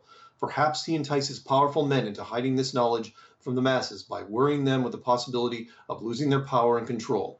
I do not know. I just want to throw that out there. It goes along with possibilities others have suggested. Take care and keep up the good work. Regards, Jeff. Very welcome, Jeff. All right, this one is called Budweiser on Mars. Yeah, great. Hey, Mark, I've never emailed you before, but I saw this on Drudge Report today and thought you'd get a kick out of it. Keep up the good work and know that it was you on Canary Cry Radio, the same episode that hoped Rob Skiba that got me started on Flat Earth. From Dodge City, Kansas, the flattest state in the States, Sam Ferguson. And yeah, it's an article on digital trends that says Budweiser begins space experiments aimed at brewing beer on Mars. Yeah, no shameless plug for Budweiser. Basically, anybody can come and do a story now and say, "Oh yeah, we're thinking about doing something on Mars." Yeah, it's just free advertising because they know the media will pick it up. It's ridiculous. All right, this one's called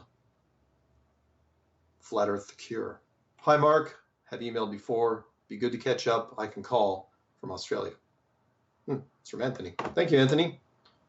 Sorry, but it was titled FE the Cure. Well, it is the cure.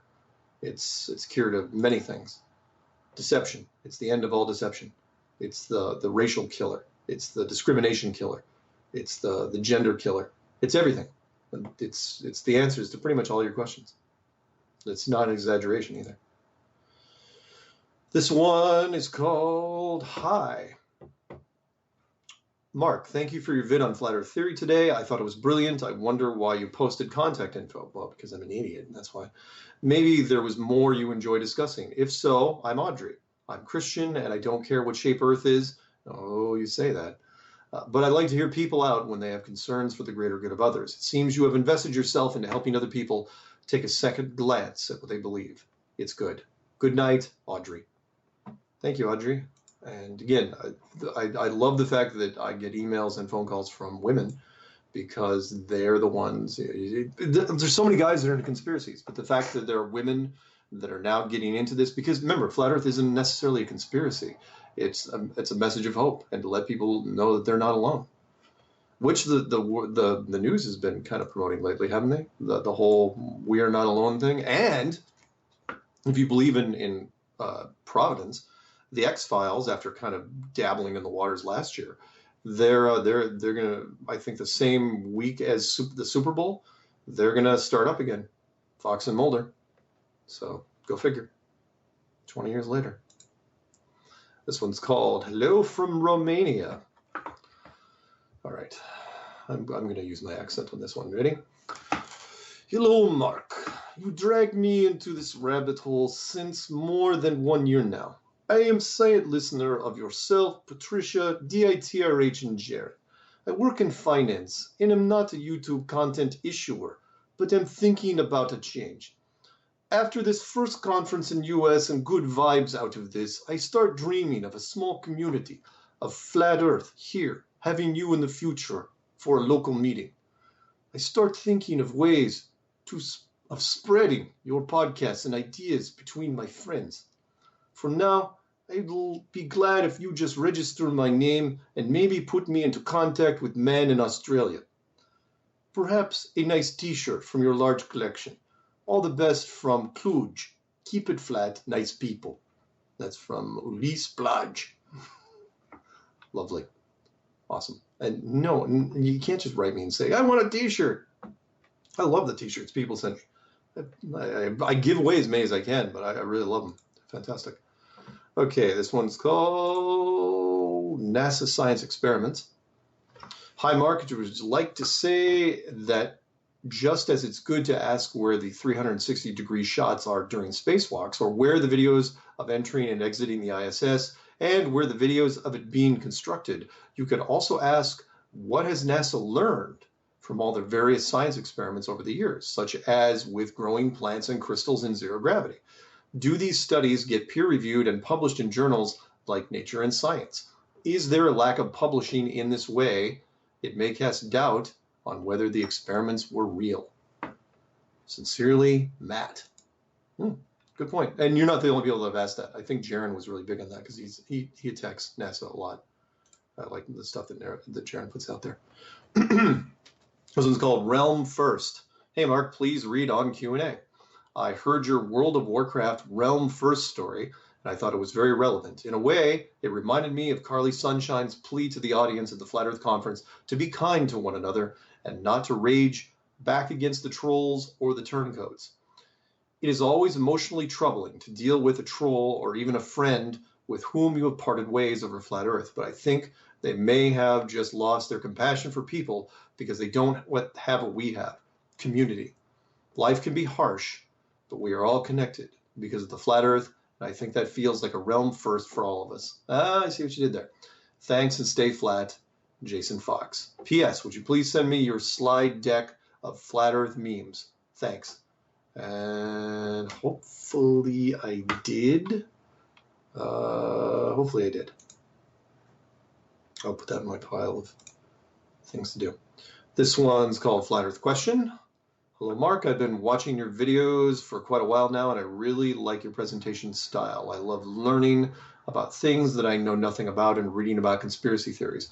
While I do not believe the Earth is flat, I can see some of the reasons why people could lean that way. I know you're a busy man, so I won't take up too much of your time. I haven't been able to find an answer on this. In a flat Earth, how are meteors and meteorites explained? For example, mass sighting events like the meteor over Russia a couple of years ago. Yep, that was kind of an oddball one. Thanks for taking the time to read and respond. I really look forward to your response. Other than your clues, are there any particular videos that you would recommend to someone that is still looking at this idea? I'm a service technician. Any videos that show experiments, projects would be awesome. Thanks again, Nathan Smith.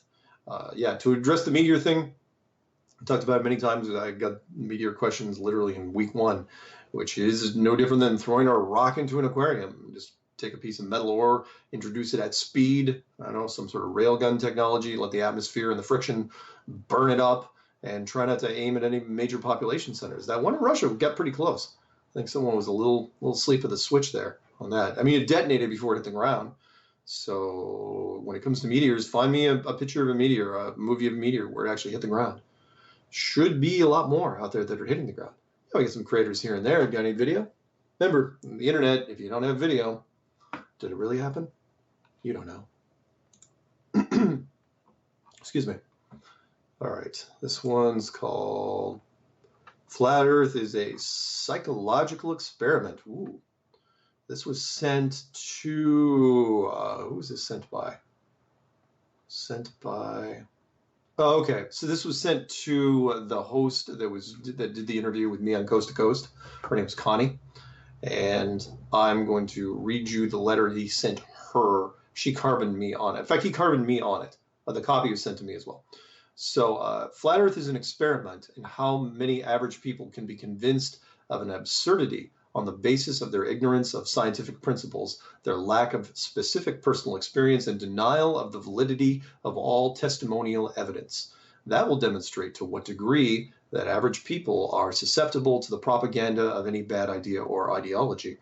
The focus on Antarctica, where almost no one goes, diverts your attention from Australia, where there are millions of people who know that Australia isn't squashed to that pancake in this North Polar projection. But if you have not personally measured the distances in Australia, east or west, Perth to Sydney, and north-south, Darwin to Adelaide, roughly 4-3, and compared to the 4-1 distortion in the polar projection, what can you say? If you circumnavigate Antarctica hugging the ice pack, which few people do, you would find that it's far, far shorter than the 50,000 miles portrayed on that polar projection, but then your experience and testimony would become just part of the conspiracy.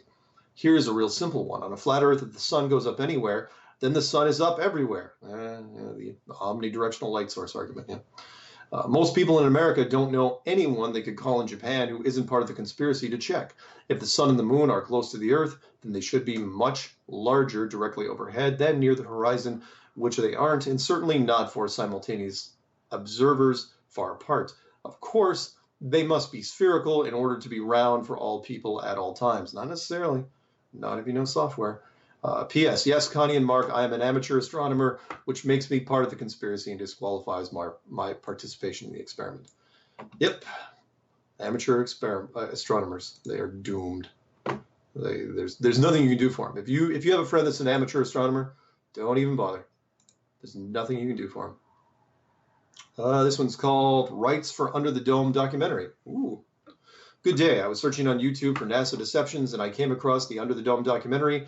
I believe in flat Earth theory, and I have so many unanswered questions of why all the lies, deception, and secrecy. I am an aspiring screenwriter, and I've come up with a feature film, and it'll be just an introduction to the lies of the government and NASA. I was wondering if it's possible to air the documentary Under the Dome here in South Africa, if ever the broadcaster is interested in it. Look forward to hearing back from you. Kind regards, Saya, S-I-Y-A. And yeah, of course, I said use it. Look, it's Creative Commons license. Use it whatever you want. Translate it wherever you want. Chop it up, re-edit it, do whatever you want with it. It's yours too. I mean, there's guys that have made thousands of dollars off of the Flat Earth Clues just on YouTube alone. If you have any doubt of that, look up Under the Dome documentary. Those 4 million plus hits that are on that thing, I didn't see a dime. It's what, at least $4,000, even with today's YouTube dollars. So good for him. Glad he got it. This one's called Two Messages in One. No, this one's way too big. Way too big. I've got to be able to read it in like 3 minutes or less, and not going to happen with that one. This one's called Coast to Coast Interview. Mark, can you send me an audio of the interview? Yes. As you know, Coast to Coast does not allow retransmission. As a matter of fact, they're only one of 3 guys to ever try to hit me with a copyright strike.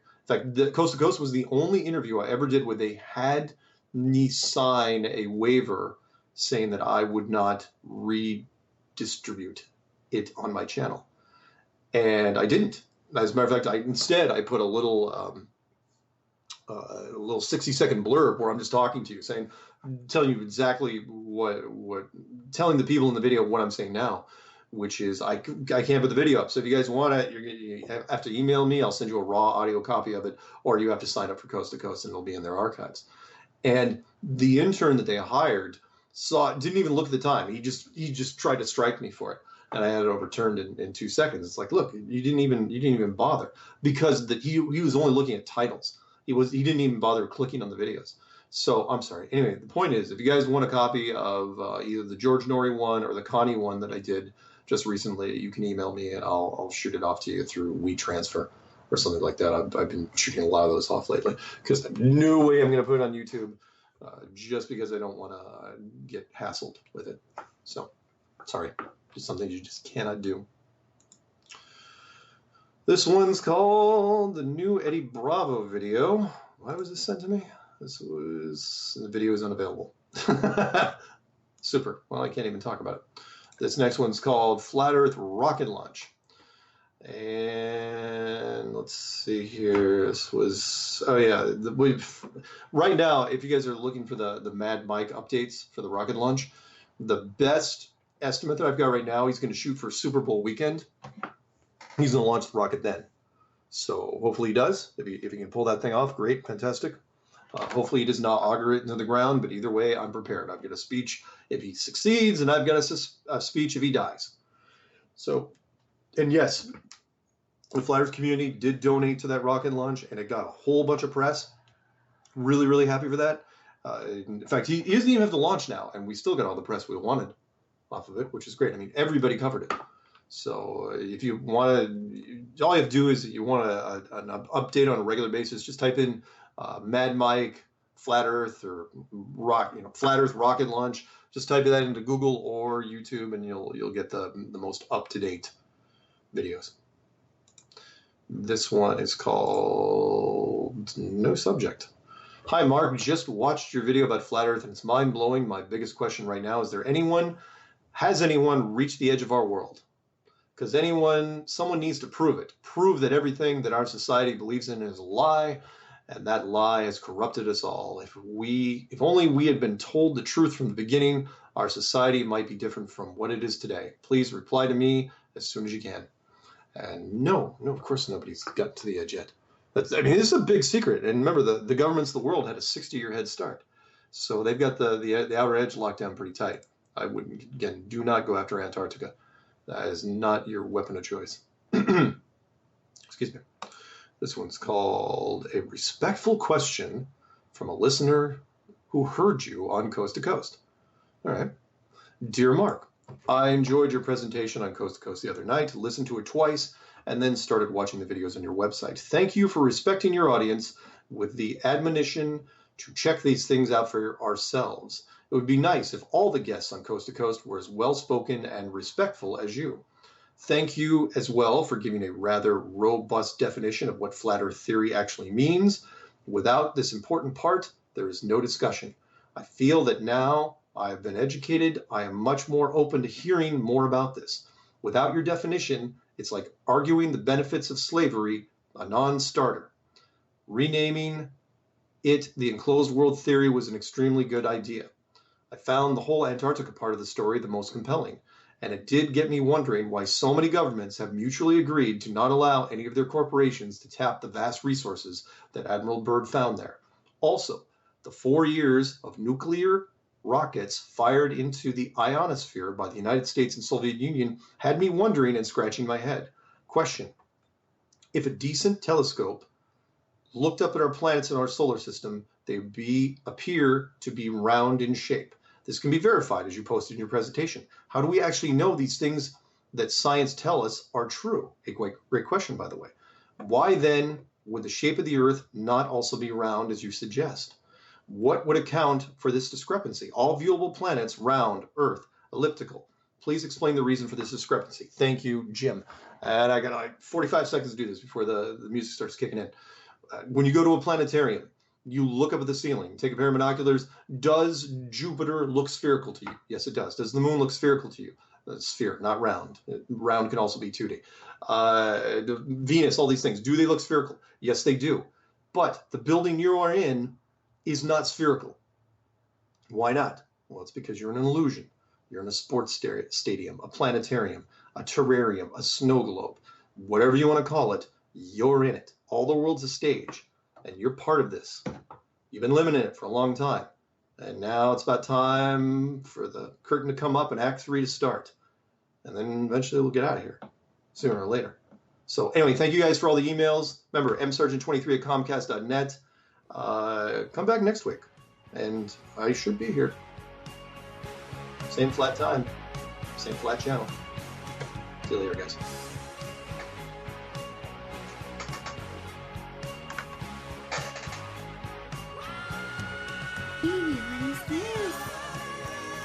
What is this?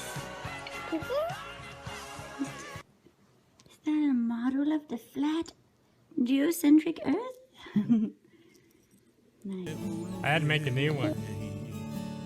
What are you doing?